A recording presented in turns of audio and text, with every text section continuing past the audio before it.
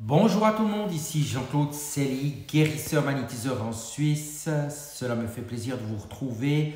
Aujourd'hui, nous allons parler du magnétisme, d'où vient cette énergie, ces magnétiseurs qui travaillent avec les flux de l'au-delà. Mais tout d'abord, êtes-vous bien abonné à ma chaîne YouTube car cela vous permet de recevoir d'excellentes énergies. Merci aussi de liker et de partager ma vidéo. Et sous ces dernières, vous trouverez comme d'habitude des liens utiles, un site internet ainsi qu'un numéro de téléphone pour me contacter.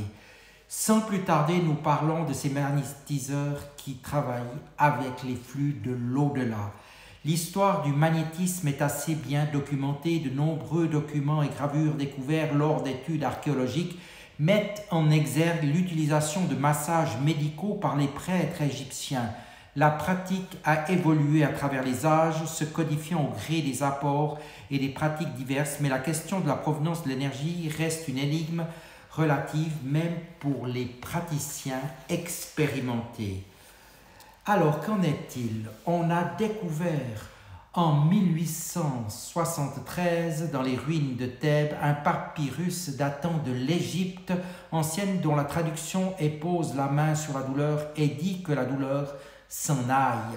Dans le livre des morts, il est également mentionné « Je place les mains sur toi, Osiris, pour ton bien, pour te faire vivre ». En Asie, la médecine utilise le magnétisme depuis des temps reculés et il fait partie intégrante du domaine culturel. Les pratiques de soins encore utilisées de nos jours, comme l'acupuncture et les massages, illustrent parfaitement l'importance des énergies en Asie.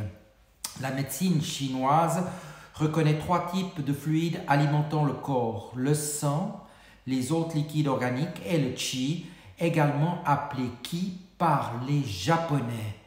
Le qi, que on peut traduire par souffle, correspond à l'énergie universelle dans laquelle baigne l'univers entier. Les origines du magnétisme sont donc multiples et présentes au cœur de nombreuses civilisations.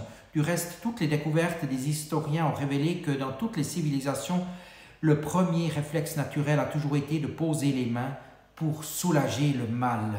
Donc le fluide qui émane des mains du thérapeute participe donc à l'énergisation des cellules du corps, que ce soit en présentiel ou même à distance. Les sources de l'énergie sont-elles quantifiables? D'où proviennent-elles? Comment se transmettent-elles? L'humain est-il détenteur par nature de magnétisme? La source du magnétisme soulève de nombreuses problématiques et le nombre de scientifiques et magnétiseurs se sont penchés sur ces questions sans toutefois parvenir à circonscrire la totalité du phénomène.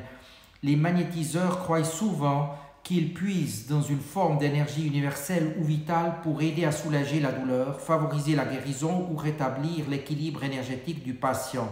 D'une façon globale, l'ensemble de l'univers est régi par des champs magnétiques. De nombreuses recherches scientifiques ont attesté l'existence de champs magnétiques qui influencent indirectement notre environnement. Ainsi, les planètes possèdent un champ magnétique proportionnel à leur vitesse de rotation et à leur masse. La Terre a donc un magnétisme propre qui s'annule au niveau de ses pôles. Tout être vivant possède du magnétisme. L'être humain, les animaux, les plantes, les microbes, les atomes. Ce fluide sera plus ou moins présent selon les personnes et pourra se révéler et se développer à tout âge. Or, nous savons que l'eau placée à la Lune est comme aimantée vers elle, haute marée, alors que sur le côté opposé de notre planète située là, lui aussi dans l'axe d'attraction Terre-Lune, un mouvement identique mais de moindre ampleur se produit à marée basse. Comme la Terre tourne plus vite sur elle-même que sa Lune n'en fait le tour, nous avons deux marées par jour, une face à la Lune, l'autre quand nous sommes à son exact opposé.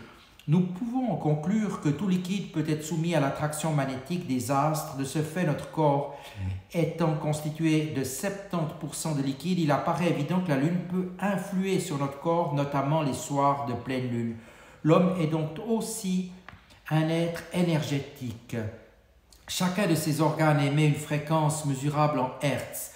Par exemple, lorsqu'une équipe médicale mobile réalise un électrocardiogramme, l'appareil n'est pas lié à une prise électrique C'est le cœur qui fournit l'électricité nécessaire à son fonctionnement et produit le tracé.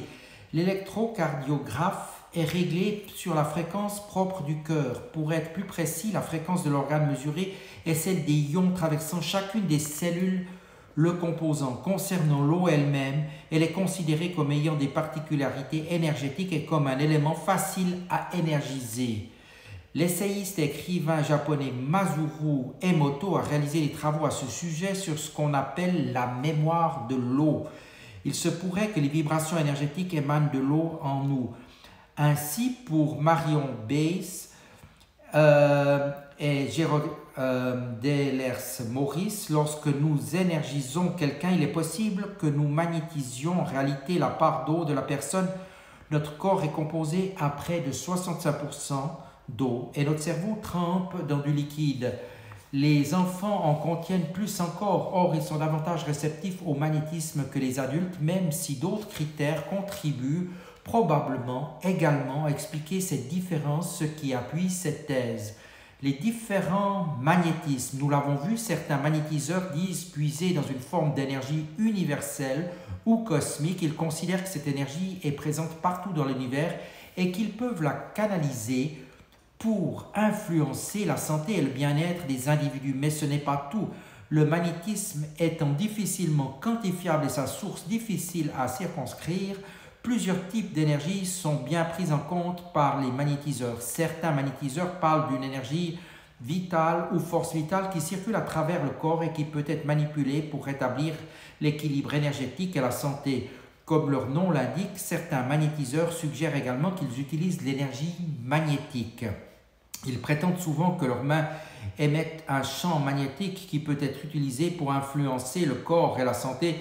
Certains magnétiseurs lient leur travail à des croyances spirituelles ou ésotériques. Ils peuvent penser qu'ils canalisent l'énergie à travers des pratiques méditatives ou spirituelles. Le magnétisme spirituel est lié aux croyances religieuses, holistiques ou spirituelles. Les magnétiseurs spirituels utilisent leur canal et le lien qu'ils entretiennent avec une volonté divine. Certains magnétiseurs estiment que leur propre énergie personnelle, leur intention et leur concentration sont les sources de l'énergie qu'ils utilisent pour aider les autres. Appelé aussi magnétisme naturel, énergie vitale ou magnétique, certains magnétiseurs le distinguent du magnétisme humain. Selon eux, ce magnétisme viendrait particulièrement de l'énergie produite par nos organes, foie, poumons, rate, estomac. Voilà, je vais encore vous donner quelques informations maintenant sur l'importance des chakras. Nous autres êtres humains, nous avons la capacité de capter et d'emmagasiner de l'énergie grâce à des capteurs appelés communément chakras. Les chakras principaux, au nombre de 7, sont très importants en magnétisme puisqu'ils agissent comme des capteurs et des réservoirs d'énergie qui peuvent être ressentis de manière subtile par les initiés. Nous les représentons comme des spirales disposées à différents endroits du corps, tournant dans le sens des aiguilles d'une montre et qui, si elles ne tournent pas assez vite, produisent un déséquilibre. Chacun d'entre eux serait en lien avec une glande endocrine et donc avec nos hormones qui interagissent elles-mêmes directement avec nos différentes cellules. Les 7 chakras emmagasinent donc de l'énergie afin de pouvoir les redistribuer aux différents organes de notre corps. Est très ancienne puisqu'elle est évoquée aussi bien par la médecine traditionnelle indienne que par les Égyptiens de l'Antiquité, les Esséniens et les enseignants pythagoriciens. Les chakras sont donc liés à notre aura, sorte d'enveloppe protectrice dont la fréquence est mesurable et a été mesurée lorsque l'énergie circulant à travers les chakras n'est plus harmonisée, le corps subit un déséquilibre ou se manifeste par un affaiblissement de notre aura. Le corps, soumis donc à de nombreuses agressions extérieures telles que les maladies, n'est plus à même de se défendre et subit ces agressions. Lors d'une séance de magnétisme, les chakras se manifestent par une sensation de vibration. Le magnétiseur réactive les mécanismes biologiques. Maintenant, par rapport à Jésus-Christ, précurseur du magnétisme, le grand précurseur occidental du magnétisme pourrait être Jésus-Christ lui-même.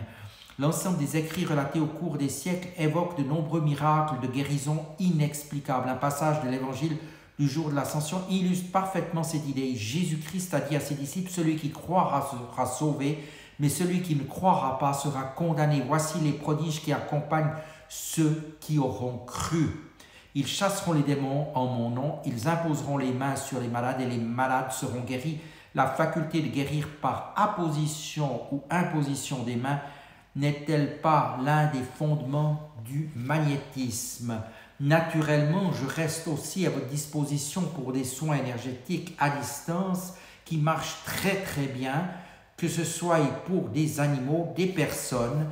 Je fais des guérisons pour les maladies même graves, des tumeurs, des cancers. J'ai eu des bons résultats sur les 3e et 4e stades et même sur des charges émotionnelles. Et naturellement, j'ai tous mes autres soins spécialisés, soins karmiques, transgénérationnels, nettoyage de lieux de vie, libération de la magie noire, des envoûtements et des entités. Je vous dis maintenant à tout bientôt et merci de votre écoute.